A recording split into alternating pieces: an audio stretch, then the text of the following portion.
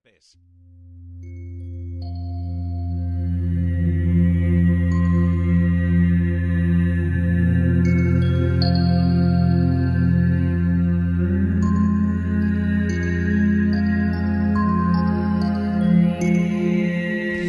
Anem ja per la recta final d'aquest matí de dilluns, plujós i amb bona companyia. Edgar Tarrés, bon dia. Molt bon dia, Mercè, Tot a punt, Ivan. Bon dia. T'has mullat, Una miqueta, no? Sí. Però ja convé també de tant en tant, Home, la pluja... Regar-nos una mica està bé. Exacte, Una mica de l'aigua de la pluja. No has fet com els nens, allò que dèiem al principi, el xip-xap? Amb les sabates que porto millor que no, perquè són de roba i mira, acabo de passar un cap de setmana ben refredat i no tinc ganes de tornar-hi. Dius que no em refredava?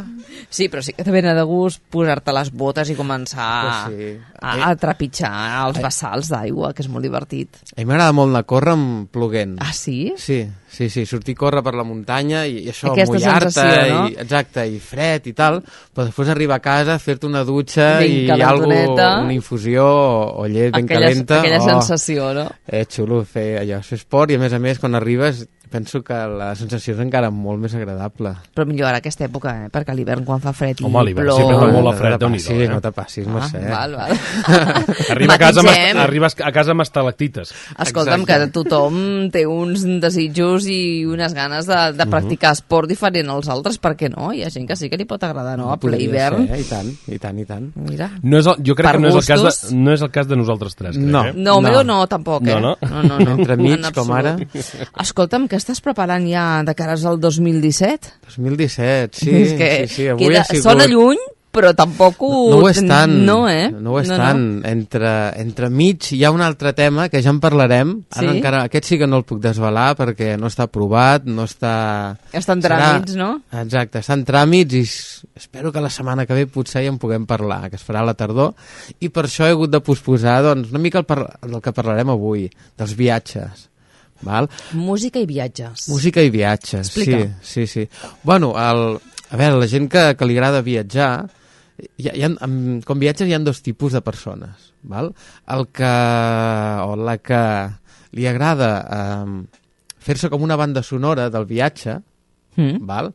I la gent que no porta gens de música, que li agrada escoltar els sons. Val? Bueno, després hi ha potser un entremig, en el qual m'hi considero, val? Que jo penso que hi ha d'haver moments per tots.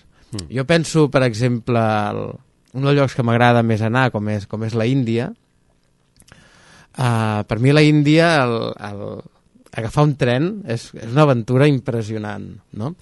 I passar-se tota una nit amb un tren de la Índia, per exemple, de New Delhi fins a Varanasi, per exemple, o fins a Amritsar, que estàs tota una nit en el tren, amb el que costa dormir.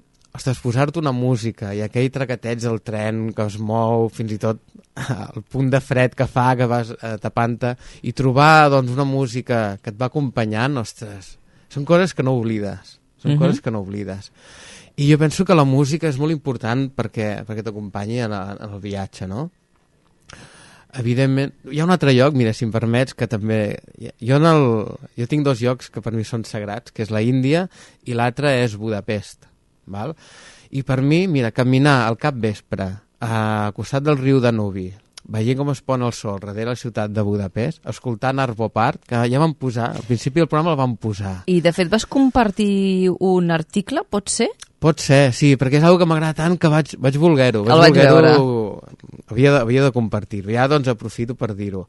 Jo penso que és com una pel·lícula, no? Una pel·lícula sense una bona banda sonora. Ostres, per mi la música fa molt d'una pel·lícula, un audiovisual, el que sigui. I evidentment, doncs, amb un viatge igual. Però en un viatge cadascú té la seva pròpia música, no? Oh, i tant. Jo, a veure, en aquest cas, jo recomanava alguna cosa que a mi me va agradar molt. Però igual una altra persona ja mateix, doncs, jo què sé, es posa el tercer moviment de Gorecki, per exemple, o jo què sé, cadascú la seva, no? Hi ha moltes, evidentment, cada persona té la seva música i cada persona doncs sap... Ho relacionar, no? Amb aquell viatge, amb aquell moment, amb aquella persona, amb aquell lloc. És que fins i tot al mateix moment, dues persones que es creuessin, no? Escoltant música al mateix moment, en un mateix lloc, estarien sentint cadascú el que més li agrada amb el que escolta, no? i cada persona, evidentment, veu coses diferents i sent coses diferents en relació amb la música. I allò acompanya, perquè jo penso que la música ajuda molt a recordar, val? Dels viatges que fem, que igual estàs un mes en un lloc. Perdó, és que estic... Encara estàs... Sí, ja es nota, es nota. Tinc el coll encara una mica així. Doncs la música ajuda molt a recordar aquells moments, val? A tots ens agrada fer fotos i tal, i està molt bé, però jo penso que la millor manera de recordar un viatge és a través de la música. Perquè quan fas fotos has d'estar pendent, l'objectiu, tal, i te perds moltes coses fent fotos, val? Això és veritat, No ho fer. Sí. El que passa que, a veure, una altra cosa clar, també és arribar a casa i, mira, i tal. I veure com han quedat, no? I aquella llum que potser, doncs, en aquell moment, quan l'has feta, no te'n vas donar compte. Exactament, no? Veure exactament què és el que vas plasmar en aquella imatge. Sí, però jo el que m'he trobat és que quan me poso una música cada cop, ostres, igual en aquell moment ni me'n recordo, i resulta que quan això estava en un tren o volia entrar en un temple o passejar per no sé on, resulta que ho estava escoltant i de cop et comencen a venir sensacions. No només records, sinó el record lligat a sensacions. Fins i tot a vegades sents allò olors, no? Que dius, com pot ser, no? I és increïble Les olors és impressionant, Sí, com el cervell recorda a través d'altres, com són imatges o sons, recorda, doncs, olors, no? I això és molt important. I per això jo sempre recomano viatjar amb música. Ara, que tu puguis trobar els teus moments també per treure la música i deixar que la banda sonora del lloc, per exemple, anar a un mercat, no? Recordo un mercat de Mali, molt xulo, a Mopti, la gent cridar, que no s'entén res, però és el de menys, allò picant el peix, picant la carn, la veu de la gent, jo encara ho sento i, ostres, recordes moltes coses, no? I són els sons. Hi ha idiomes que no identifiques, no? Evidentment, són barreges. Coses, sí, però són d'aquelles coses que no ho entens, però saps què volen dir. D'alguna manera els entens, no? I no tens, evidentment, jo el que parlen... El francès l'entenc una mica a Mali, però la gent que parla l'idioma autòcton d'allà, doncs, evidentment, ni punyetera idea, no? I per això penso que és molt important en música. I això que estàvem comentant al principi, per mi és tan important el tema de la música, i ara, doncs, en tallers com, per exemple, van fer ahir, que va ser molt divertit, ahir vaig anar a Granollers a fer el taller aquest del poder de la teva veu, i em van dir, després amb uns missatges que et posen al Facebook i tal, una persona que va venir em deia ostres, que moltes gràcies, perquè semblava com si allò l'ajudés, la veu, l'ajudés a iniciar un nou viatge. Jo sempre faig llegir un fragment d'un llibre, que és El viaje de tu vida, que serveix perquè la gent pugui veure com llegeix al principi i com li canvia la veu després, no? I llegeixen el mateix tros. I ja és un text per mi molt important que ajuda, doncs, és un autor d'Andrés Pasqual, que té aquest llibre que acabo d'anomenar, en el qual ell explica el seu procés de canvi, com ell va aconseguir el seu somni a través dels viatges. I els viatges tenen aquesta cosa de... Bueno, evidentment depèn de la teva actitud. Tu pots anar de viatge a Mèxic i te vas a un hotel amb la teva pulsareta, te quedes allà 15 dies i poca cosa canviaràs. I és un viatge. I és un viatge, evidentment. Però per mi els viatges tenen a veure amb una transformació, amb un coneixement i amb un empapar-se d'un lloc, no? Que t'ajuden a reflexionar perquè et posen situacions que desconeixes.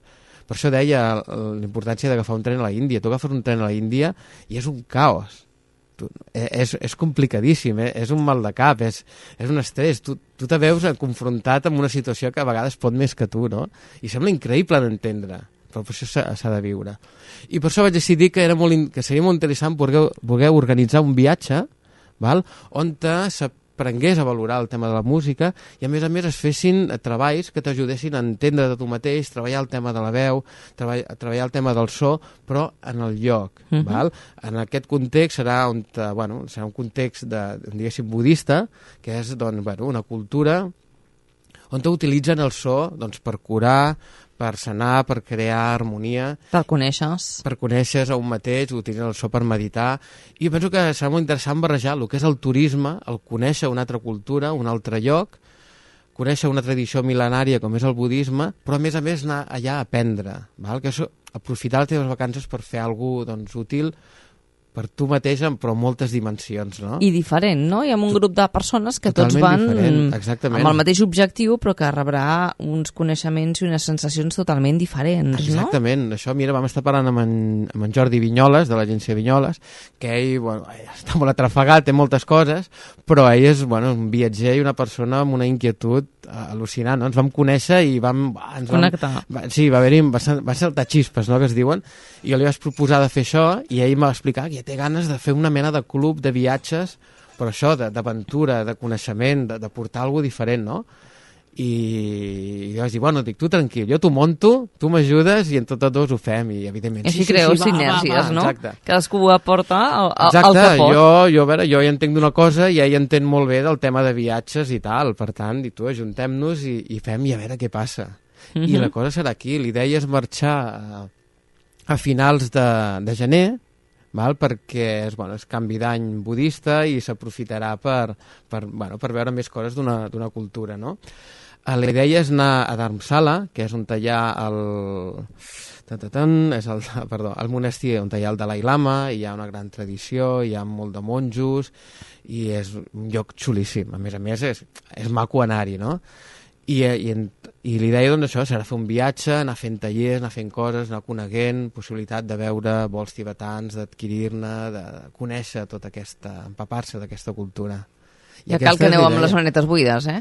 Sí. De fet, el tema de les maletes és una que ja estic pensant, de com anar amb poc o al contrari, o anar molt i tornar ben buit. Perquè a vegades penso que el millor viatge és aquell que t'ajuda a desaprendre, perquè portem, penso, la motxilla massa carregada.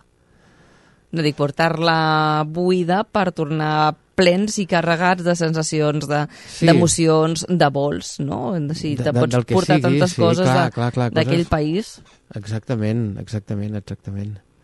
I ja veurem, i aquesta és l'idea, per això, mira, ho començo a dir ara per si la gent, allò que dius, ostres, doncs mira, que si algú s'anima, comenci a preguntar, no? Exacte, i a més a reservar les vacances. Seran 10 dies, serà poquet. T'ho anava a preguntar quants dies. Home, poquet, Déu-n'hi-do, no?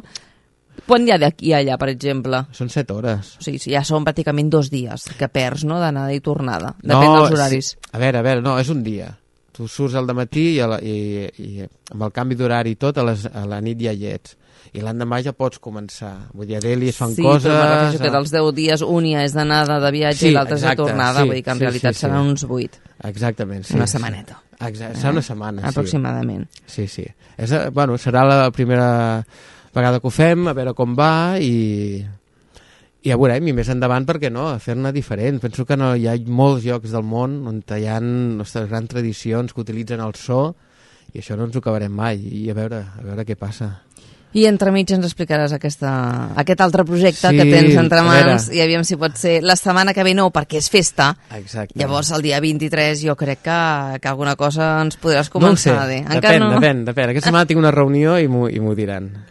Molt bé, doncs esperem que sí, Edgar Tarrés. Gràcies per acompanyar-nos, parlar-nos de tot allò que fas amb la teva veu, amb els sons, i per compartir-ho amb els nostres oients i seguidors d'Aquí al Matí. Gràcies a vosaltres, per mi és un plaer venir aquí, m'encanta, i compartir amb vosaltres és un luxe. La setmana passada va ser festa, vam fer pont, la setmana que ve és festa. Quants dies de festa que té, Quants dies de festa que li donem, Aquest mes de maig és una mica així especial, perquè quan ve carregat de bones propostes i idees.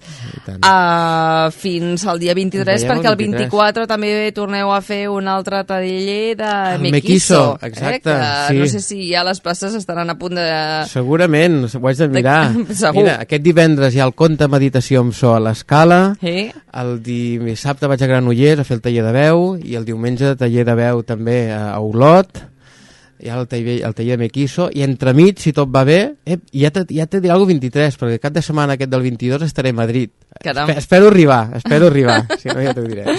Molt bé, gràcies, Edgar Tarrés. Fins la propera. Gràcies. I els oients, fins demà. Fins demà a les 11, que acabeu de passar un bon dia plujós. Igualment, Ivan, adeu.